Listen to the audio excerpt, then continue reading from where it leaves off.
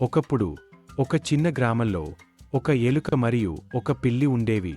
పిల్లి ఎప్పుడూ ఎలుకలు మరియు ఇతర జంతువుల వెంటపడి వాటిని భయభ్రాంతులకు గురిచేసేది.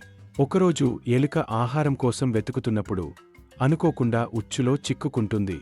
ఎంత ప్రయత్నించినా తప్పించుకోలేకపోతుంది. ఎలుక సహాయం కోసం ఎంత అరిచినా కాని ఇతర జంతువులు ఏవీ దగ్గరకు రావడానికి ధైర్యం చేయవు. దగ్గరికి వస్తే అవి కూడా చిక్కుకుంటాయనే భయం వాటికి ఉంటుంది. అదే సమయంలో పిల్లి అక్కడికి వస్తుంది. పిల్లి తనమీద దూకి తనని తినేస్తుందని ఎలుక ఇంకా భయపడిపోతుంది. కాని పిల్లి ఆగి, ఏ ఎలుక ఏంటి, నువ్వు ఉచ్చులో చిక్కుకున్నావా అంటుంది. ఎలుక భయంతో వణుకుతూ అవును అని తల ఊపుతుంది. పిల్లికి ఎలుకను చూస్తే ఎందుకో జాలి కలుగుతుంది.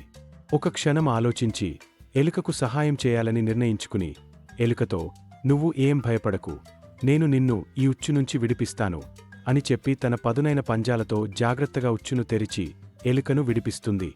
ఎలుక కృతజ్ఞతతో పొంగిపోయి, ధన్యవాదాలు, మీరు నాకు సహాయం చేస్తారని నేను ఎప్పుడూ అనుకోలేదు అంటుంది.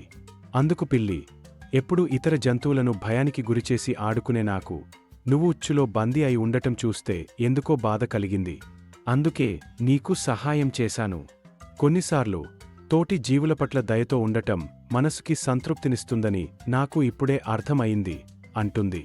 ఆ రోజు నుండి పిల్లి మరియు ఎలుక స్నేహితులుగా మారి సంతోషంగా జీవితాన్ని గడపసాగాయి.